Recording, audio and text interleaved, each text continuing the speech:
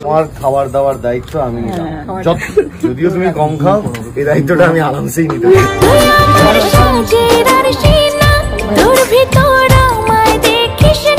বিয়ে করেছেন বাংলা সিরিয়ালের জনপ্রিয় অভিনেত্রী শ্বেতা ভট্টাচার্য।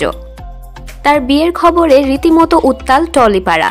বিয়ের আনুষ্ঠানিকতা শেষ হওয়ার পর হয়ে গেল এই দম্পতির ভাত কাপড়ের অনুষ্ঠানও। খুব হাসি মজার সাথেই শ্বেতার ভাত কাপড়ের দায়িত্ব নেন তার স্বামী রুবেল। রুবেল হাসতে হাসতে শ্বেতাকে জানায়, যদিও তুমি ভাত কম খাও, তাই আরামসেই আমি এই দায়িত্বটা নিলাম। সেই সাথে তোমার সারা জীবনের ভালো থাকার দায়িত্ব নিলাম।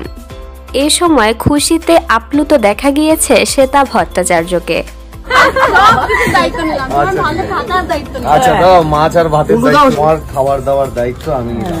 2 বছরের প্রেম শেষে শ্বেতা বিয়ে করেছেন রুবেলকে। সিঁদুরদানের পরেই প্রেমের সম্পর্ক থেকে বিয়েতে পূর্ণতা পাওয়ার কারণে কান্না করেছিলেন শ্বেতা।